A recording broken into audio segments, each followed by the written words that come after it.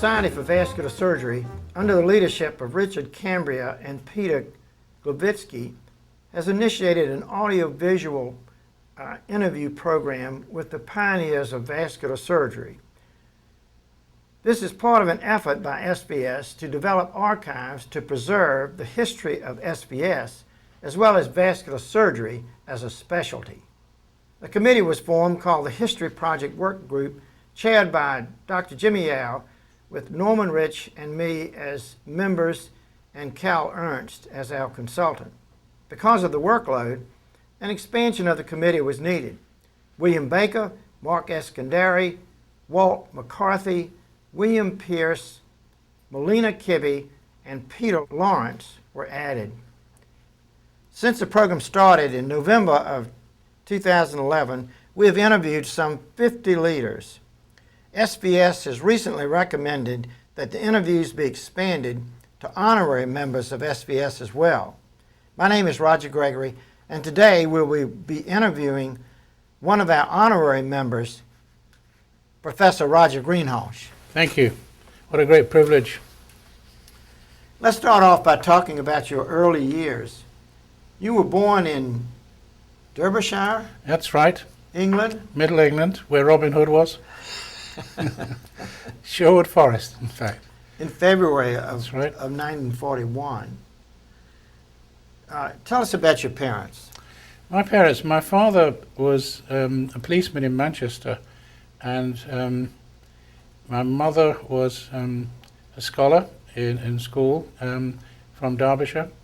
And the bombs were dropping in Manchester in 1941 or 1940 when my mother was carrying me, and it was advisable to move out of Manchester, which was very industrial, and off they went to the rural areas in safer parts of England. That's why I was born near to where her parents lived. My father went off into the war. He had a very successful war, came out as a lieutenant colonel. Wow. So I can't say he enjoyed the war, but it was eventful for him. Wow.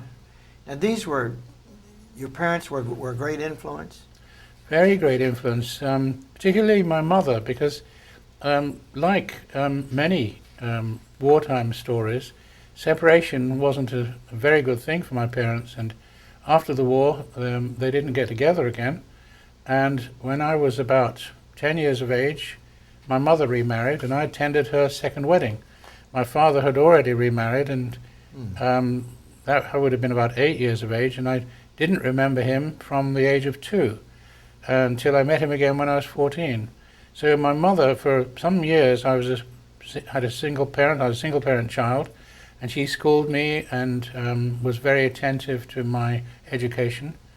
And so when she got married a second time, she got married to a chartered architect. The environment in which I lived and was brought up was very professional. Chartered architects, people who were accountants, properly enrolled and properly chartered professional people. My father, on the other hand, was a very different sort of person. He was entrepreneurial, innovative, streetwise, quite different. I found myself later to be genetically very much my father, but I was environmentally my mother. Very interesting experience. Was this your first crisis at age 7? Yes, there was a crisis at 7, not because of that, but because the house in which we lived was no longer going to be our home for reasons of the people who we shared the house with. In war times, people snuggled together in large houses, and we were joint tenants with a family called Holmes. And Mr. and Mrs. Holmes and their daughter Dorothy were like my own family to me, because from the age of very earliest memories until 7, we used the same kitchen, we lived together, and for many of those years the war was on. In the immediate post-war period, we had rationing and difficult times, and they went off when I was 7 into their own house, and I found that very traumatic. So the loss, as if you were suddenly a loss of a continuity of family support.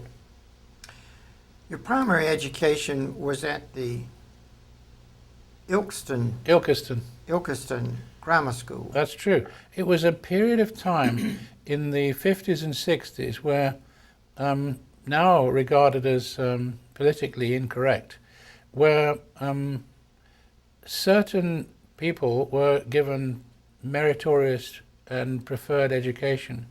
And I won a scholarship, which my mother had also done before me in a mixed school environment.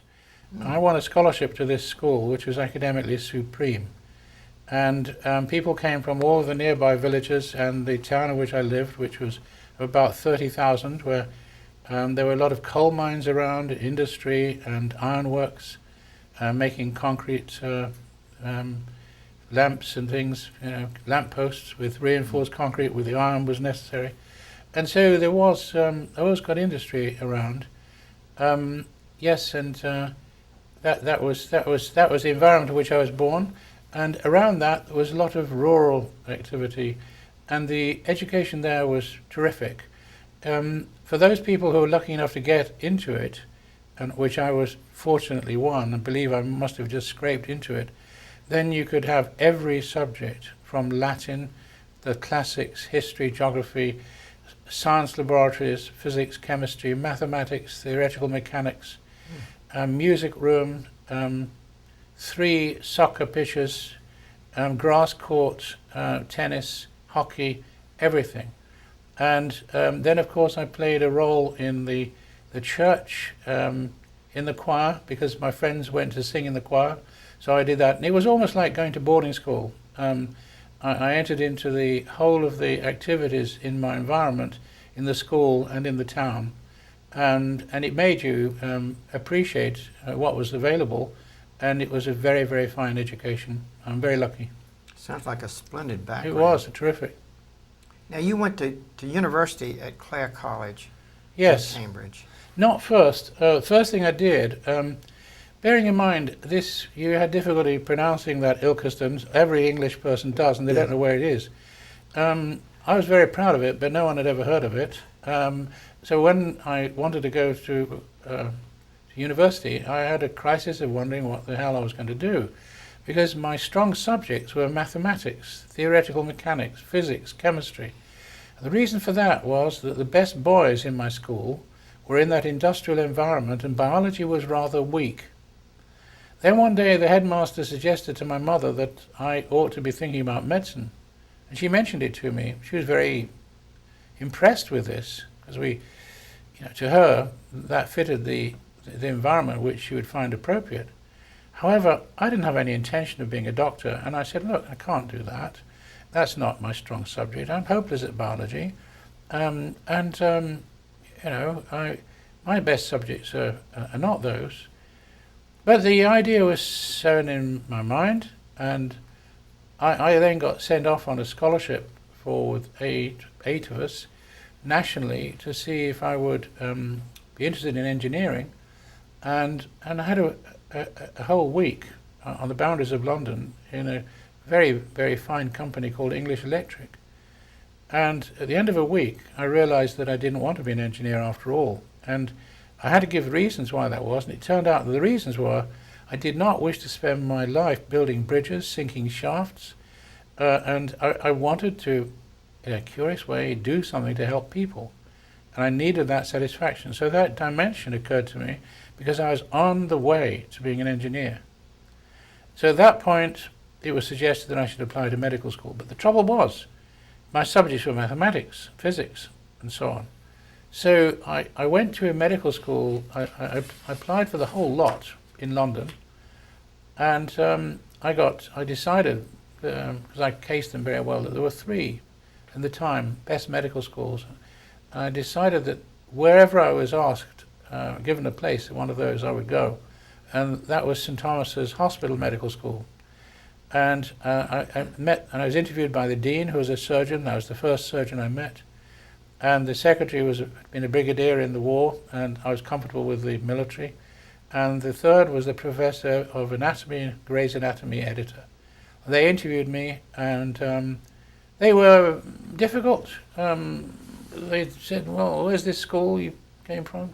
Ilkeston? Oh, yes, right. Not Eton? No. Or Harrow? No. Charterhouse? No. So, were you the head boy? No, sir, I wasn't. "Were you the deputy head boy?" "No, sir, I wasn't." At which point I saw the dean put down the pen. And I thought, right, my number's finished now. So I came in with my reply, "Now or never." I said, "I'm a prefect, and my name begins with G, which puts me pretty high on the list, and we're in alphabetical order." And the dean picked his pen up again. And I was offered a place, and that year I did biology to get, in order that I could continue with medical studies. During that time, I realized that most of the successful people at St Thomas's were Cambridge graduates. So it was arranged that I should offer mathematics, theoretical mechanics, physics, chemistry, my strength, to go for a Cambridge place, which I could do. And from St Thomas's, I got a place in 3 Cambridge colleges with the reference of this famous now medical school who wanted me to go, provided I would return to St Thomas's. So I went to Clare College, Cambridge, on condition that I went back to St Thomas's. And from that moment, it was downhill. But it was a lucky break in life. When did you decide on surgery? I didn't decide on surgery. I was in my first term in Cambridge, and my tutor, Dr. Gordon Wright, who would have 8 of us, 8 in that college went to the university for lectures. There would be about 110 in the year, and there were 8 of us in Clare College. And on one occasion, when I wasn't there, I could have been rowing my boat because I did a lot of rowing. I might have been late, who knows. Anyhow, during my absence, he told the other 7 that I was going to be a surgeon. And I wasn't even in the room. And naturally, he will have calculated that when he told them, they'd tell me. And so it became common currency that the tutor had said I was going to be a surgeon. Now, I don't know how he decided that, but he decided it. And they all told me, and I'd only ever met one, so I didn't know about that. But it was always said I'd be a surgeon. So again, the idea was put in my mind. Tell us about your surgical training. Well, I went back from Cambridge to St Thomas's, became an international, I wasn't an international oarsman. I rowed in international fours, enjoyed that very much. I didn't row in the Olympics or anything of the sort, but it was a high standard of rowing. And I was good at that. I was an ordinary, fairly normal student until qualification. And then because of the prowess of being good at a sport in those days, I think that played a big part in my appointment to a very key training post.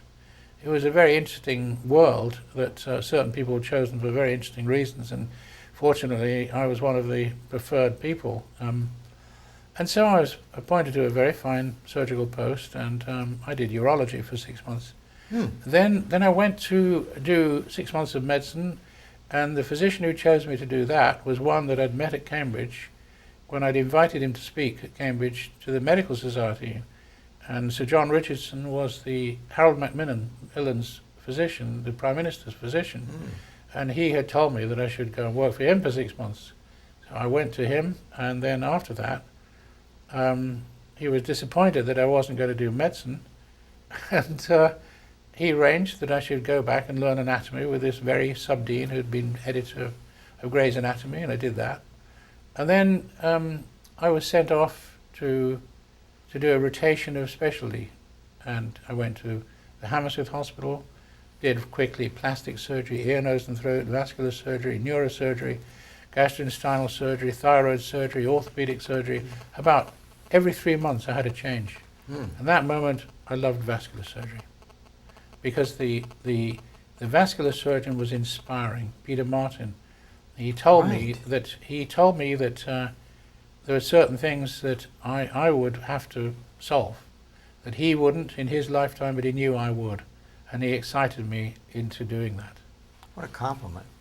No, we have certain skills, and one of my skills was problem solving. That's why I was an average medical student learning biology, and why I rowed my boat. But remember, I was fairly good at problem solving with mathematics and physics and applied mathematics, and I could see my way through problems. That was my strength, and it wasn't the strengths that any medical student would normally need, But suddenly in my training, when I realized people I admired so much weren't clear how they would achieve the next step, this triggered my natural ability to focus on that. And I got into conversation with those people. I couldn't wait to go and help with that. And that really excited me. And the demand was greater in vascular surgery than anything else. Because remember, this was 1969. A lot of things hadn't happened. And certainly whatever had happened hadn't reached England, apart from those who'd seen the great pioneers. Peter Martin was the same age as Michael DeBakey. Right. He'd seen DeBakey. He'd watched carotid surgery. He'd learned cervical sympathectomy. It's very interesting that before DeBakey's time, the knowledge was in Europe, where DeBakey went to Kirchner in Heidelberg, Le Riche in France. However, America in vascular surgery became the mecca of vascular surgery, not least, through Louisiana and Texas.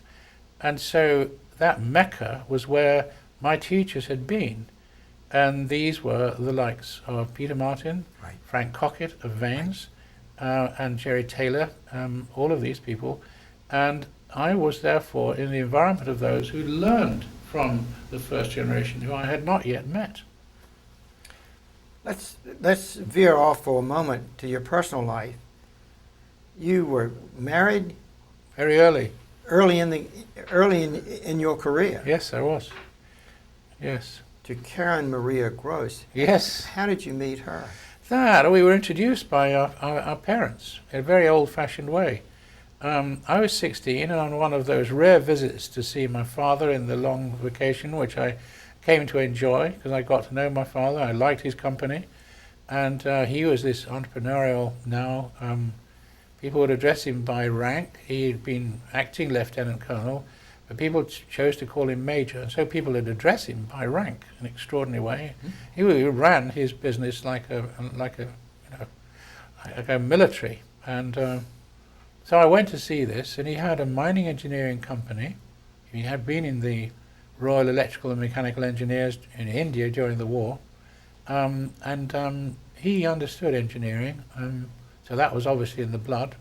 He would never quite understand somebody being a doctor, but that's another story.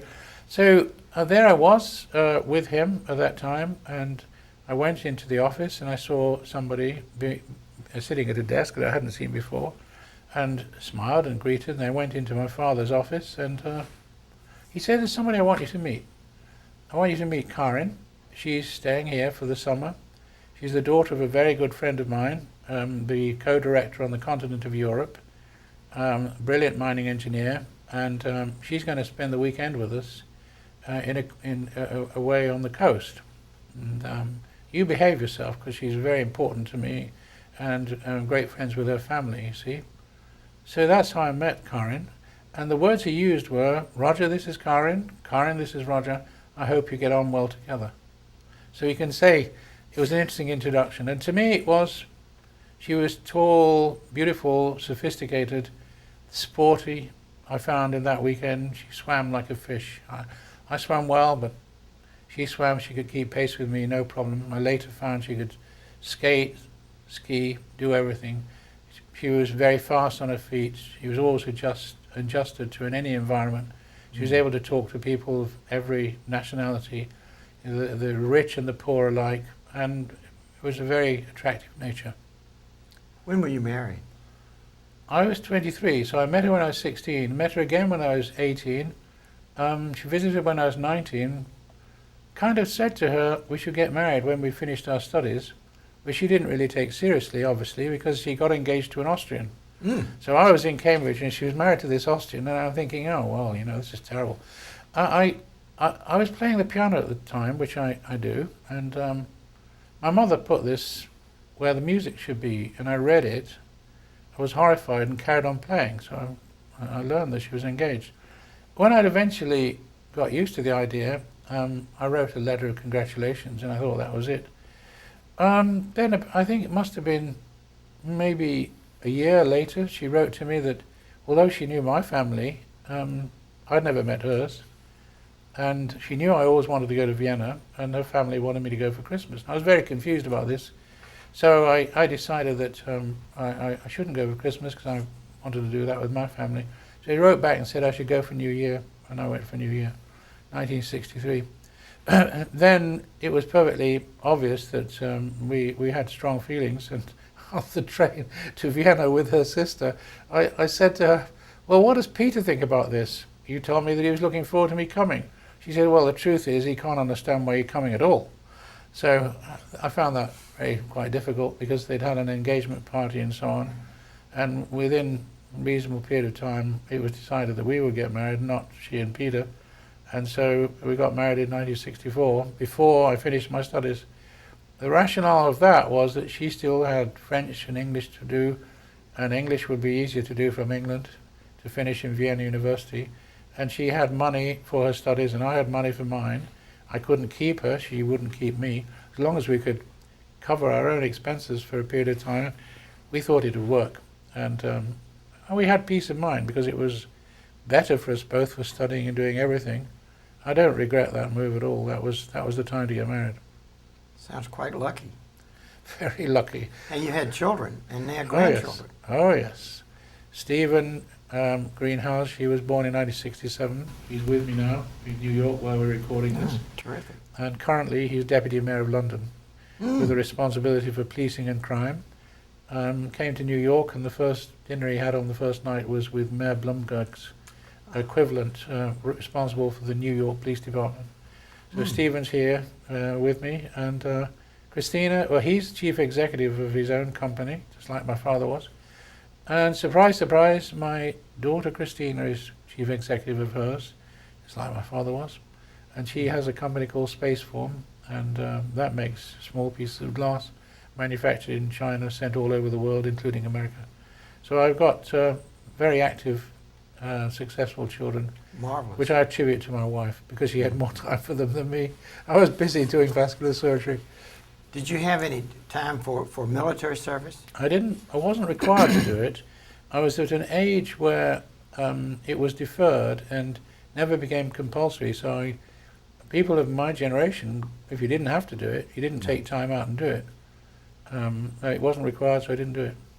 Now, you finished your training and decide on practice. Why did you decide on academics? That was an accident. I'm first, second, and third. I was by now interested in being a surgeon. I wasn't interested in being an academic. You only ever really know one academic in your medical school, and that was the chairman of surgery at St Thomas's. His name was Kinmonth, and Kinmonth was noted for doing the lymphogram, and became interested in lymphatics. Now, he was very knowledgeable on vascular disease, but his interest in lymphatics didn't excite me greatly.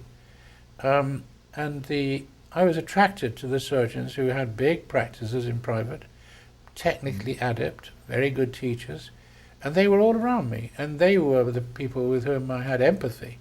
So right. I was empathic with those people who were actually at the bedside teaching patients and operating brilliantly, and I was lucky enough to be with them. So I didn't set out to be an academic surgeon. There's nothing about me which is really academic and practical. If I've got any gift at all, which I'm known for, I think, for other things these days, which is odd. The one ability I had was that my fingers worked.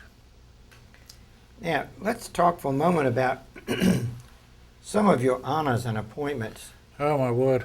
You were president of surgery for the European Union from 1998 to 2002, president in 1999-2000 for the Millennium, the Vascular Surgery Society of Great Britain and Ireland, president of the European Board of Surgery, president of the European Federation of Surgical Specialty, and past honors as professor of surgery and head of the department for Charing Cross. I'm still there, yes. From 1982 to 97, chairman of the directors and trustees of the European Society of Vascular Surgery, founding chairman of the European Editorial Board, dean and principal for the Charing Cross Yeah. and Westminster Medical School. And the list goes on and on. Yeah, it's all boring, isn't it? No. Hey. Your present appointments include Emeritus Professor of Surgery at the Imperial College of Vascular Surgery and an Honorary Life President for the European Board of Vascular Surgery. Yeah, all of that. And Chief- it just all happened. I didn't set about doing those things. Well, obviously, you were a tremendous success. Do you have any idea as to why this happened to you? Why you? Yeah, goodness me, I can't answer that. Everything, every move that was made because of a set of circumstances. It seemed logical at the time. I don't know why me. I didn't know why I should be a doctor. I didn't know why I should be a surgeon. I was. Something similar happened in my training, that I was working for a professor and who said that he knew that one day I was going to be a professor, and I didn't believe that. So there it was, 3 times, doctor, surgeon, professor. They knew I was going to be. Even a patient told me I was going to be a dean. And it was as if other people knew better than me what was going to happen to me. The one who had the greatest insight was a patient called Joseph Benjamin, and he was a faith healer. He accepted that I wouldn't understand faith healing, and I was a conventional doctor, but he attributed ability which were very nebulous, which I couldn't understand, and I didn't want to believe. But he then told me about a lot of things that were going to happen, including a hospital being built which was not yet built when I was at St Thomas's in 1967, and that I would be a surgeon there, and that when I looked through the operating room windows, I said, "Look, Benji, they don't have windows. People don't look into operating rooms." He looked at me as if I was crazy. He said, "This one will have windows, and when you look out of the windows, you'll look down, and you'll see green. And when you see green, you'll say, 'Benji told me about that.' And you'll be dean of that place." Goodness me, that was a hard moment. So you know what? Then I was offered to be appointed, and I was appointed at the Charing Cross Hospital, Right. which was new, 1973, and I was appointed prematurely to consultant rank 9 years after being a student, meteorically fast, but Right. big question was whether I was capable of doing what they thought I could do. I was only about 34 or something. And so I was one of the, I think we were 8 surgeons, of which I was basically the main vascular surgeon from the start, but also had to do general surgical take. When I went to that hospital, my first question was, where are the operating rooms? And they said, on the 14th floor. Oh no. And I went to the lift, and I went to the 13th floor, walked to the 14th, said, "Which is my operating room?" "Number 10. I went in, and there were the windows. I walked slowly forward, and looked down, and it was green. And Benji told me I'd see it. Uncanny. You should have kept him on your staff. Uncanny. Well, it disappeared, but you asked me how I knew those things. People told me, and it was as if I was being told what I was going to do, and it was there for me to do it. It's uncanny, and I'm sure it will happen to many of us, things like that, probably not exactly the same story, but many things like that happen. You don't know how it happens, but it does.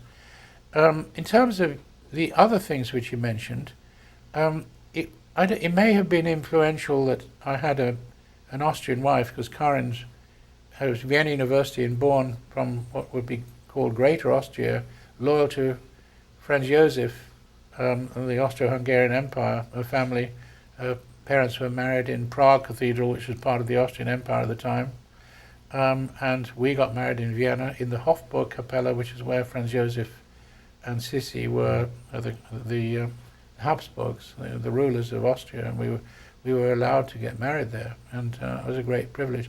So yes, I was married into a different culture as well, and so maybe I had a European dimension. But there was a suggestion in our vascular society, where I was a quite junior member, that we should form a British journal of vascular surgery. And there were delusions of grandeur in a way, because there was the journals in the United States, and Little Britain wanted something. And there were three people mentioned possibly to be editors. One was myself, one was Peter Bell, and the other was Roger Baird. And the three of us thought about it, and we were given a year to think about it, and eventually we recommended that there should be a European journal. And I came up with a suggestion that the European journal would not work unless there was a European society. And so, being very, very influenced by the United States, since I arrived first in 1975 with my young children, arrived on the West Coast from Hawaii, in fact, came in from Fiji, Hawaii, came to San Francisco, visited just every vascular center I can think of, San Francisco, Houston, Boston, many wonderful, my eyes were opened. So all I could do was say to my British and European orientated colleagues, many Brits are not European minded, that if there was to be a society, it should be the European Society for Vascular Surgery, in the image of the Society for Vascular Surgery, because that was the template in my mind. Right. And in those days, 1,000 people would go to the SVS in those late 70s and 80s, and I heard the best meeting, right. the best papers, the best people. And the journal, which commenced with DeBakey and Emmerich Ilagi and Jesse Thompson, who I got to know very well, that was the journal of vascular surgery. So no surprise, my recommendation was the European Society for Vascular Surgery and the Journal of Vascular Surgery.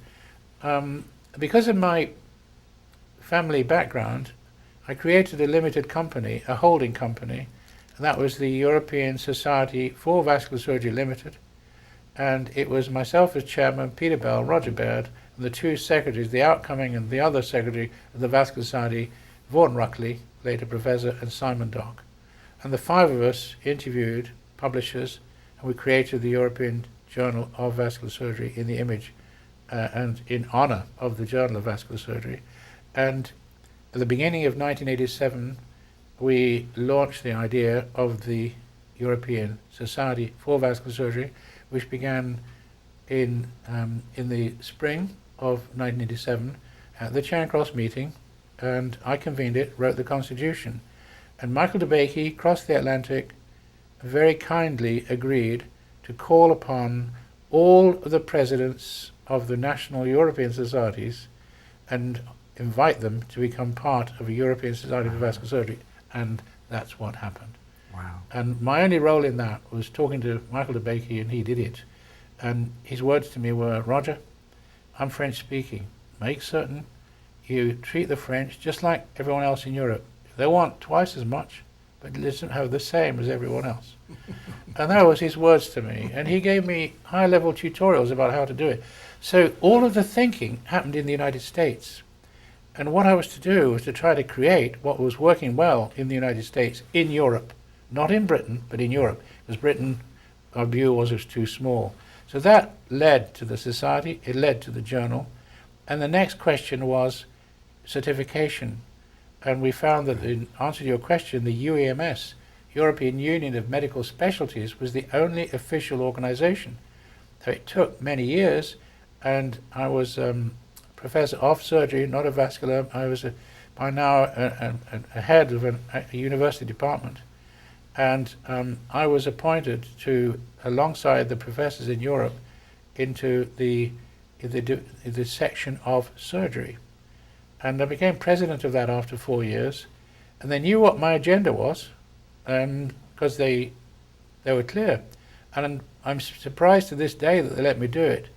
And what I did effectively was move what was thought of as general surgery into a surgical envelope in which all of the boards of the specialties were within them increasingly independent: endocrine, coloproctology, transplantation, vascular surgery, thoracic surgery, and so on. And they all had their boards, but I sought some way in which they would still hang together.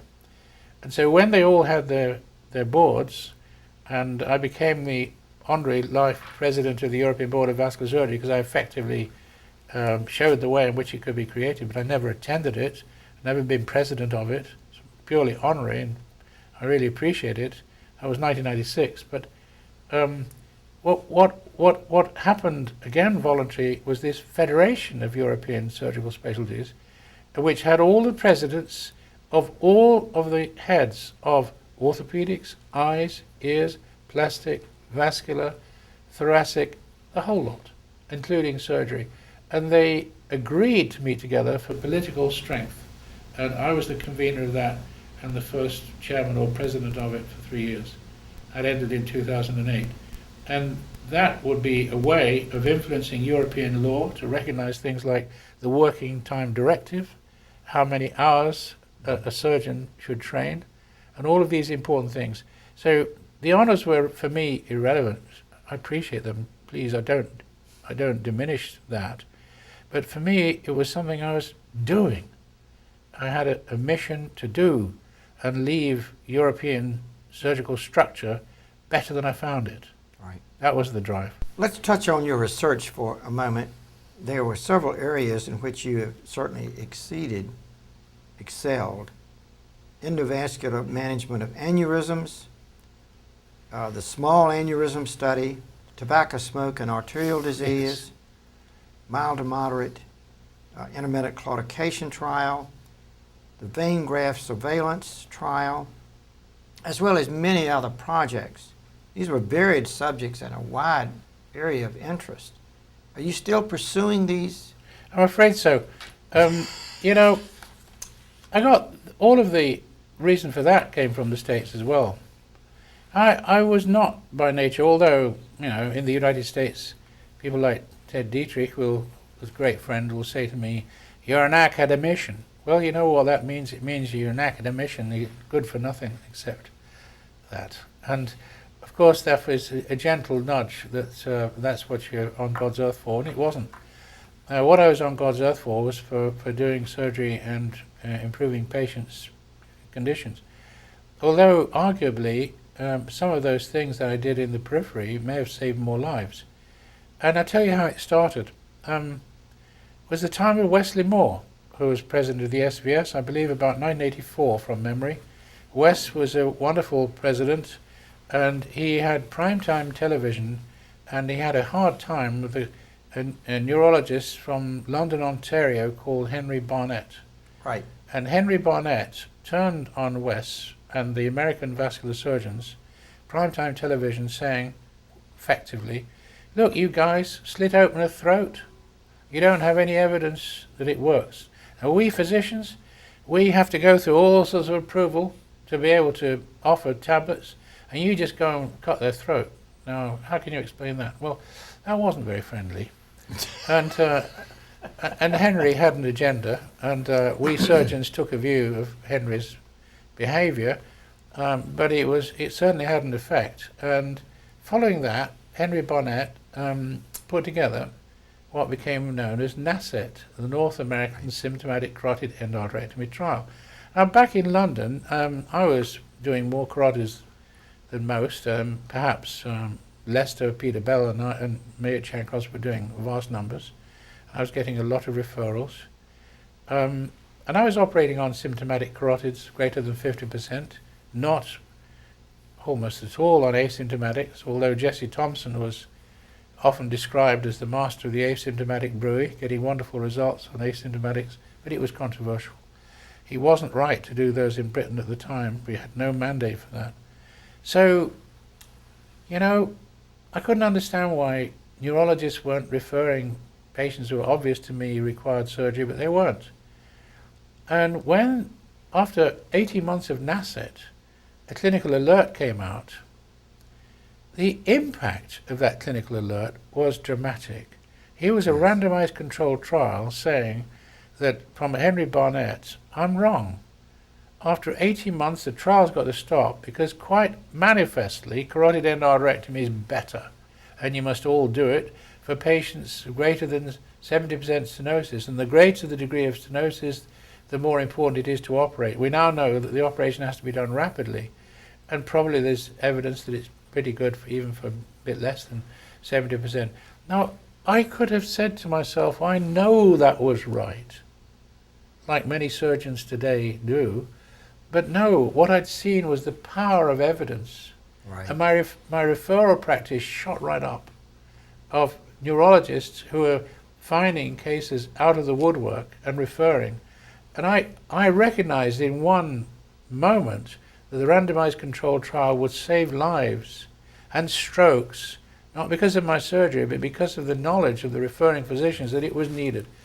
So I was an established surgeon, doing a lot of surgery, but I had an academic department and I had the people around me.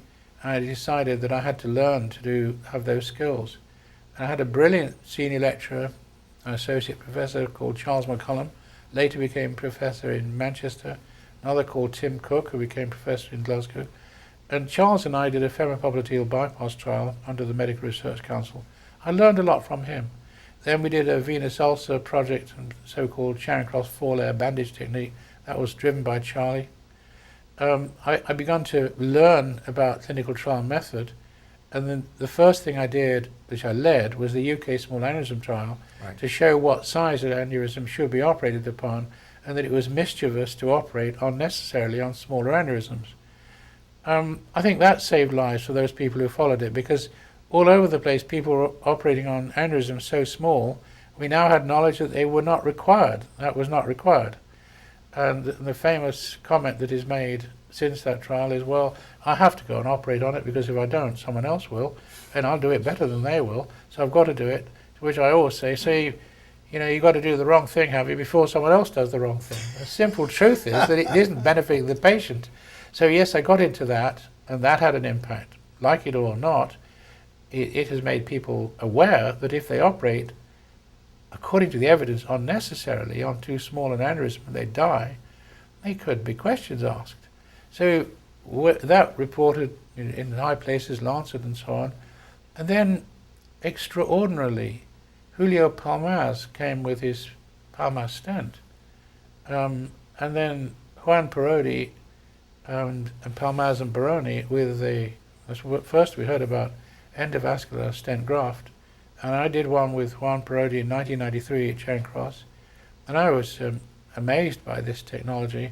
Later we learned that Volodos had done it in Ukraine within the Soviet Union days. We didn't know that at the time. The communication wasn't good. And within 3 years, I was dean of the medical school at the time, so I didn't have a lot of spare time.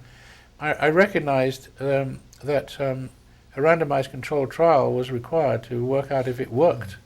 So that's what I did. And cut a long story short, reported at 10 years. And I'm now 71 years of age, and the governmental funding has suddenly come to encourage me to follow from 10 to 15 years, which many of my colleagues in the United States will think that this is inappropriate. But the British government are aware that 75% of patients with an aneurysm get an endovascular repair in America, more than 50% in Europe, and there are questions about how durable these are. And we know that some are rupturing, and my group has had information on the factors which are associated with those ruptures.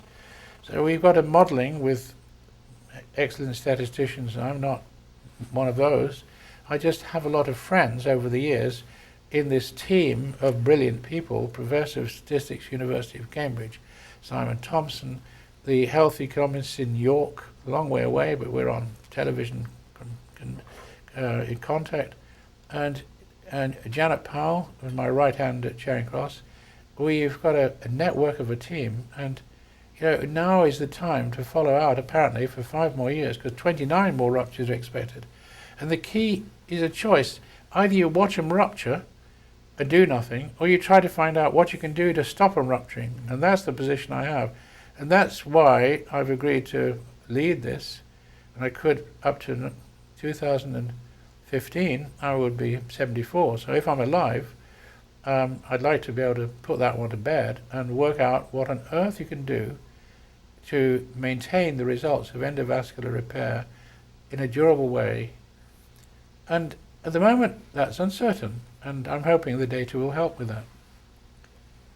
You have some 340 papers, 36 books, the Yeah. latest of which was Born to be a Surgeon.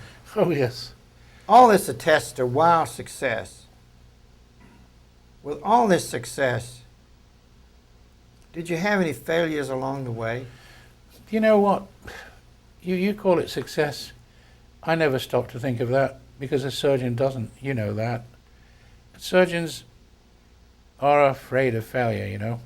Right. We're an odd race. We don't get elated by doing things well. I don't get a kick out of hearing the list of things that you attribute. I've got a fear that I haven't done enough in the time that I've been given. And that's the honest truth. You know, what else can I do? I've been given certain gifts. I'm to apply them. And I feel that very powerfully. And my failure will be if I should have done things and I didn't. And I have been slothful and I could have done more than I did. What other regrets, not failures, that I would have loved to have done other things as well. But you just don't have enough time to do it. That's my oblique way of answering your question. Do you have any tips for us on time management? What I can tell you that the busiest people have got the most time. Yes. I don't know how that is, but those people who are very busy and seem to do it not, somehow are very strategic about the use of time. And you can go to a busy man and he'll always have time. You can go to people who are not putting a lot out and they sometimes don't have time. So there's got to be something about time management. No, I can't give tips. I think it's about the sense that if something is urgent enough to be worth doing, you can't go to sleep at night unless you've done it. And then time management kind of takes care of itself. Let's speak for a moment about your mentors. Each of these have been a huge role model for you. Definitely. Can you speak briefly about Yes. each of these? Yes. Peter Martin? Peter Martin was great, technical surgeon, great.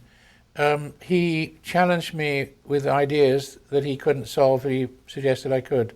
That's my great memory of Peter Martin, a man with size 8.5 gloves, hands, huge hands. And one thing I remember when he gave a talk, Escott, Cockett spoke, and Jerry Taylor, three greats, with him on the same platform. And the others had spoken over their time. Peter Martin stood up, pulled himself to his full height, and he held his hand out and he said, "Time is late. Remember, always perform operative arteriography." Sat down. Now, I can't remember what the other three said, but I remember what Peter Martin said. And he just told me that he knew how to hit the spot. Next one, of course, Frank Cockett. Frank Cockett. He loved boats. And he used to video me rowing a boat. And that's how I got to know Frank Cockett. And he used to tell me, God, he said, that last race you did, you always lose it. So every time he saw me, the race I lost, and he'd never forget. But he used to take me, and I did private practice with him doing varicose veins, and he told me one day that he paid for my motor car. So he was a great, and he was a very clever surgeon, mainly doing veins. Jerry Taylor, was he the best vascular surgeon in England? He was the best brain and the best technical surgeon by a mile. It was a great privilege for me to meet him. I gave a paper. In fact, I was presenting at the Hammersmith as a very junior surgeon, and I'd been told about him. And it was said that he operated with a knife. He never used scissors. He operated in planes in a knife. And I was very impressed with what he told me about a patient in a grand round. And he was a very short-statured gentleman, and very seldom looked up into your eyes. And it was difficult to gauge his interest. But I said to him, "Sir, I understand that you always operate with a knife."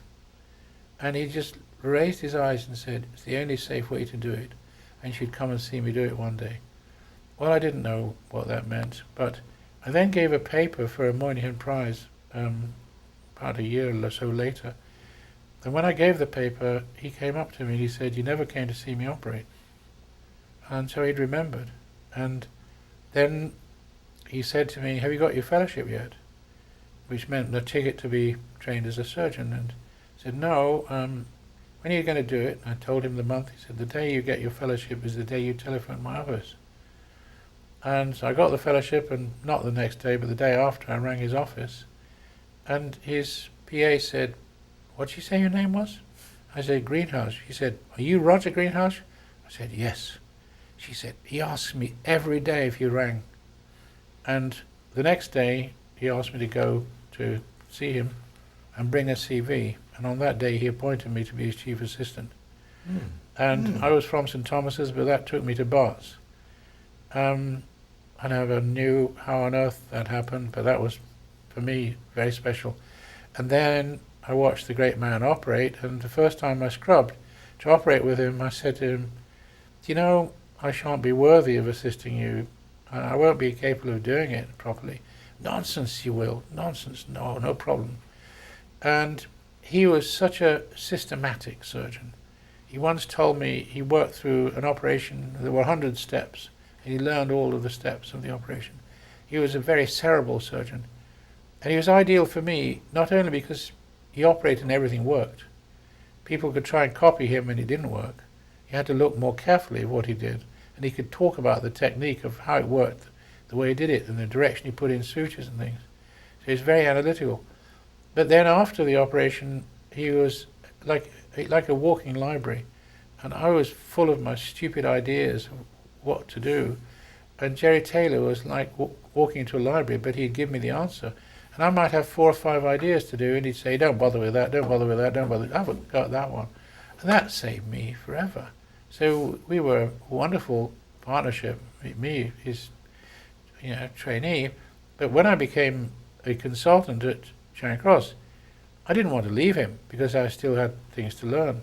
And he said, "But you've got to go, because in a few years' time they'll want a professor, and the appointment will be their future professor. And I want you to go to that." And I said, "But I don't want to leave you, I want to stay here."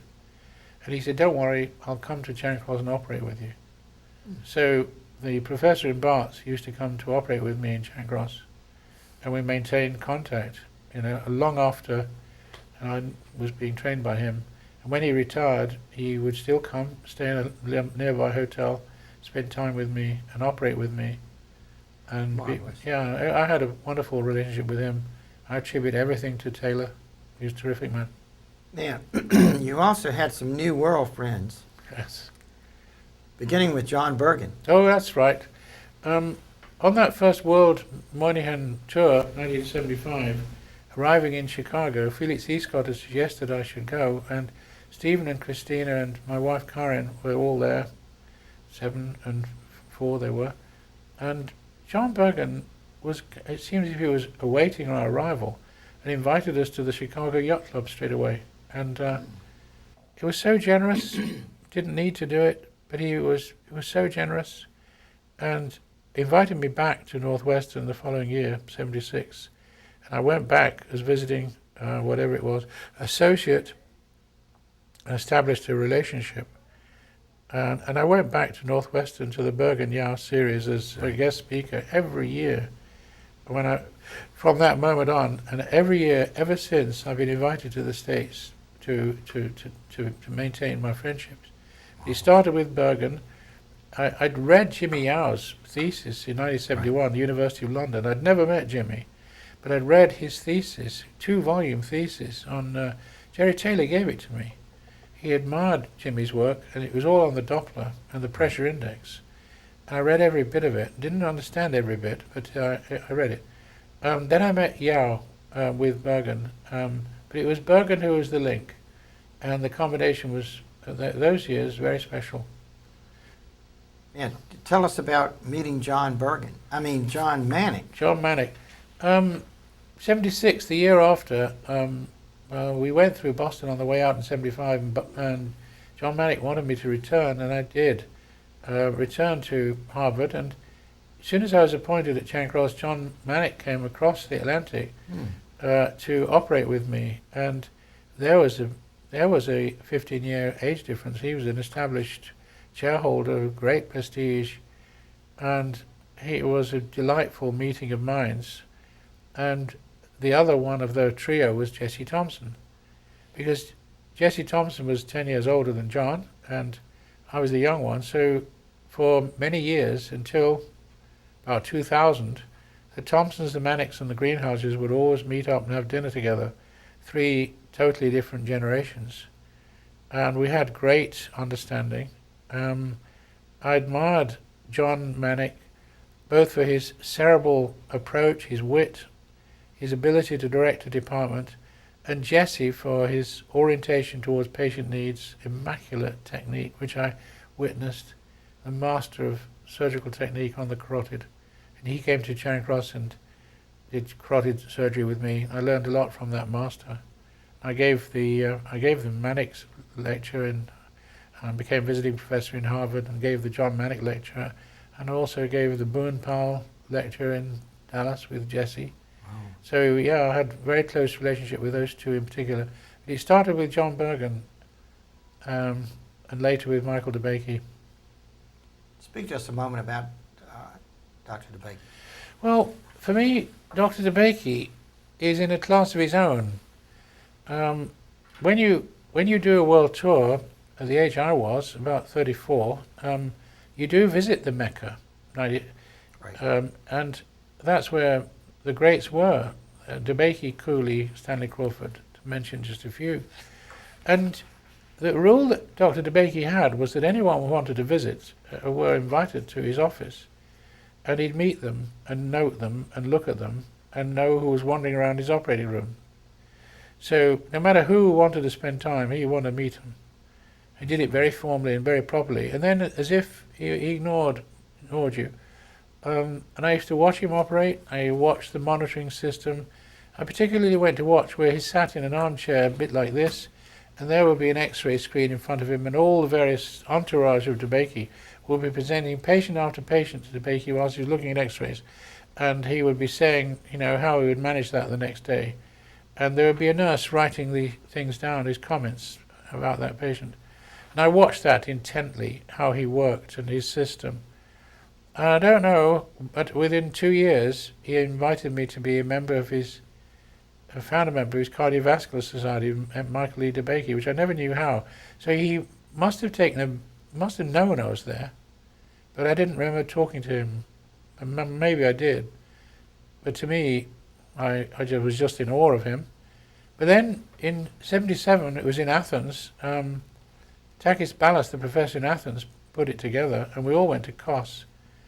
And I met with DeBakey, and my wife did too. Subsequently married Katrine, who is German, and I got to know him very much better. I went to Milan about that time and spoke on a meeting as a very young man, already consultant, but Scott DeBakey, myself, and a Professor Paoletti were the speakers, and so I just overlapped with some of these great people on a platform. I wasn't worthy to be there. I was just in awe of them. Michael DeBakey had an increasing impact on me, mainly because he would talk to me, and he wouldn't talk to everybody. And there was an SVS meeting in Baltimore, I think it was about 1984, and he saw me and said, "Let's go and have a coffee." We sat down, right down a corridor, so nobody would dare to go and interrupt him. And we must have drunk coffee for about 3 or 4 hours. The SVS was taking place, and DeBakey decided he and I were going to talk. And what we did, we talked about the European Society, the creation of it, the creation of the journal, a lot of things that were priorities that he would, he would act as a mentor and a tutor. And he was the only person who I ever met who would listen to what you were going to do and give advice about how you might achieve it. So I was very, very influenced by Michael DeBakey. And some years later, he asked me to go to Houston to be visiting professor. And that was organized by Stanley Crawford. It was very funny, because Stanley, of course, had the most fantastic wit. and I remember taking me into his room, and Stanley said, great SVS man, of course, the critical issues that he used to lead.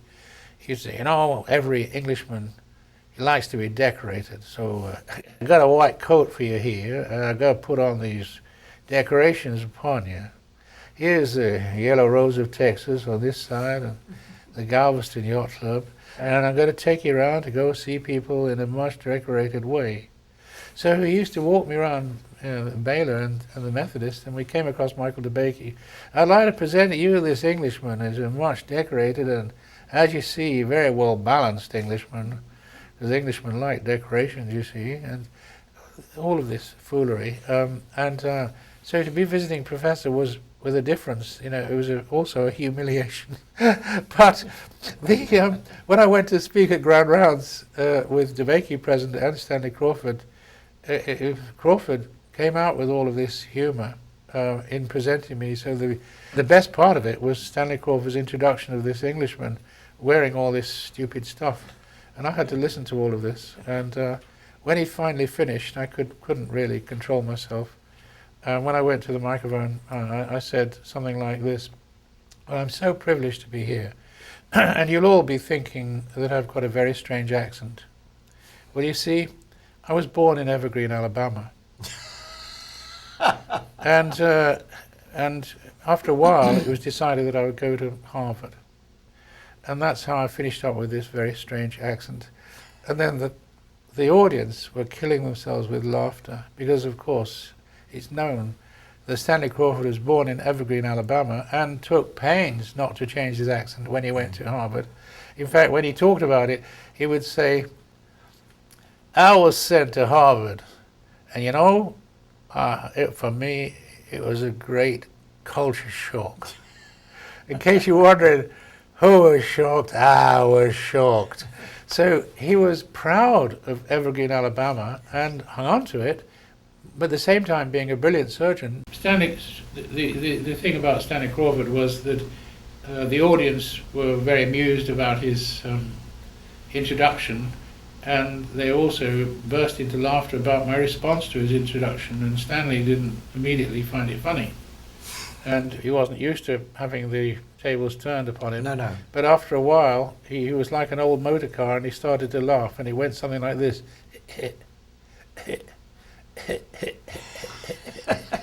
And just managed to find it amusing.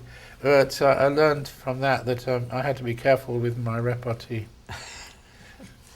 Let's move for a moment now about the Charing Cross Symposium. Through this symposium and many other endeavors, it's clear to me that you've engaged in organizing vascular surgery throughout Europe.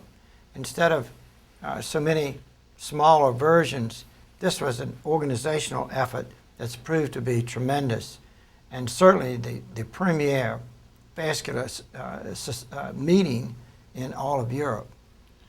Kind of you to say that. I didn't do it for that reason, of course. It was, as we said earlier, that I wanted something better for Europe. It sounds very high-minded, but it was that way. At the time, the European chapter of the International Cardiovascular Society was a poor relation of the American. And right. You remember with the World Congress of all the chapters, well, the European chapter was weak. The American chapter, the North American chapter, was very strong and met in those days alongside the SVS. The European chapter would meet every second year, and there could be as few as 14 vascular surgeons meeting every second year. So it's effectively not serving its purpose. It was not fit for purpose. But when with my friends we thought of setting something up, we were much criticized, described as mavericks, and some of the French, particularly an old Professor Arnouf, he came racing up to me and grabbed me by the lapels. He was a small man. Of course, I was young and strong, but he got hold of my lapel, grabbed it, pulled it, and said, you're the person who's destroying our society. And he felt great pain. And he, with some of my French colleagues, found it difficult because they I think they were loyal to that old society, and I just wanted them to be involved in the new. In fact, we suggested one of them should be, Robert Corbier should be the first president, and they declined that. Anyhow, so it was always about doing something for Europe, and I actually thought with the Charing Cross meeting, which started in 1978, that when the European Society sprang from it in 1987, I wrote the Constitution so that I'd be in office for about 5 years. I was chairman of the editorial board because I wanted to set up the financial arrangements for the viability of the society, and I never became president. I don't know whether I should admit it, but I was invited to be president, but I felt I needed to decline because I don't really approve of people setting up a society in order that they can be president of it. So the satisfaction for me was to set it up. I was delighted that many of my friends and colleagues became president and wanted to serve on the council of it. So there you have the nature of me, that people either believe or not, but it is the truth. My satisfaction is the creating of something of that sort rather than sitting as the president of it. So after 1987, when that was created, and I put my energies into that being launched, time came in 93 when I was no longer an officer, and the Charing Cross still existed. And so there was a demand for it, and it was not clashing in the time of the year. April was Charing Cross, and the Vascular Society of Britain was in November. That wasn't a clash. And we purposely arranged the ESVS to be in September. That wasn't a clash. So I held it and expected it to be small. Great tribute to my son Stephen, who trained with Procter & Gamble, again American, PricewaterhouseCoopers, Coopers & Lybrand, as a management consultant and brilliant marketing guy. He joined and worked with me from 1999 and in the company called Beaver Medical, which organizes the Charing Cross meeting, and he put the marketing into it and a professional aspect into it, and it grew from 500 or 600 to now probably 4,000 expected this next April. Ooh, amazing. And it's grown so much that we're having to leave its present site in Imperial College, so that we've just arranged for it to go to Olympia, National Hall Olympia, where the pavilion and major sponsors have more space, and we're just about to see 3 hybrid suites from Siemens, Philips and GE, all present full-sized, so that the surgeons, the interventionalists, the interventional radiologists, interventional cardiologists can all see the comparative hybrid suites where so much reconstructive surgery is done these days. And whereas in 1987 I founded the European Society for Vascular Surgery, what the Charing Cross has become after that time, because of the move and the needs, once again reacting to the situation, it is a multidisciplinary approach to the management of vascular disease, where interventional cardiologists, interventional radiologists, and endovascular surgeons and open vascular surgeons are all welcome. And so, in a sense, I had the freedom to move the Charing Cross to the ground of the advancing needs. And I nevertheless was surprised that it has been as successful as it has. And I attribute a lot of that to the brilliant team around me. And the book that comes out, I edit that of course, but I have wonderful support, and Stephen's brilliant at marketing. I'd like to ask you now, Professor, some standard opinion questions that are more U.S. related. Yes. As you know, healthcare in America has become quite a political football. Absolutely. And despite our recent election, yes, it is still quite a controversial issue. Do you believe we've lost our way? No, you have not. We follow you, not the other way around. You have to remember that we've had what you will call socialized medicine for a long time, and the National Health Service. And once you've introduced a National Health Service, which happened immediately after the Second World War, then in the Attlee government, which was a left-wing government, then it is virtually impossible for a government to reverse that, because what goes with it is the concept that health is free at the point of entry. Well, of course, a thinking man will know that it is not health and somebody's paying for it. But a thinking man doesn't put his mind to that. So what actually happens with a nationalized health service is your taxes are taken for you to have an insurance that everybody, no matter whether they want to or not, has a health insurance. The pluses of that is that you don't have people who are completely uninsured and don't have to then hope for charity. The minuses of that you'll know all about, because you lose a lot of freedoms, and the Medicare will be opposed by many, and I know the Democrats are pushing it now, but I look more, and I'm not politically active in this country, so I'm speaking as an outsider. I look at the Republicans after this election, and the way we had it transmitted to us was that the two candidates were neck and neck, and we had it that the swing states were going to decide it. Correct. But in the end, this college, nebulous concept, college was going to decide it, and in the end, substantial win Yes. for the Democrats and Obama. So I kind of look at the Republican position, and I ask myself, well, what's going to happen over the next 4 years with the Hispanic vote going up, with the youth vote going up, with various ethnic votes going up? All true. All true. If the Republicans don't embrace and become aware of that, will they ever win again? And the other thing is, would they ever have a mandate to reverse Medicare in 4 years' time, if it happens in this time?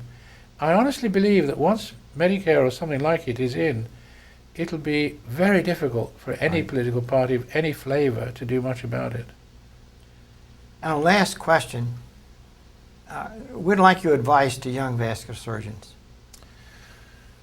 Well, all I can say is, I'm afraid I can't give it directly to vascular surgeons. My advice to the young is very clear. I gave it to my children. I have enjoyed everything I've done very much. I was allowed to follow my star. I would have liked to have done many things. What I did do was the right thing to do.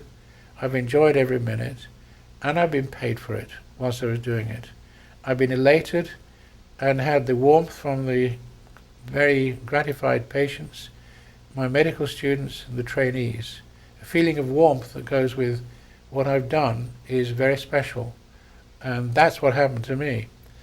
But what I would like the next generation to have is exactly the same warmth wherever they find it, not necessarily in vascular surgery, but to do what it seems that they would love to do. And then if you're paid for doing what you love to do, and it won't seem like work, you put in the extra hours, you have the enthusiasm. That's what happened to me. I would not say to my children, you must do vascular surgery. I would say to my children, be as happy as I've been, and vascular surgery is what I did. In the next generation it might be quite different. Be paid for doing what you enjoy. Thank you, Professor, for Thank this you. wonderful interview. Thank you very much.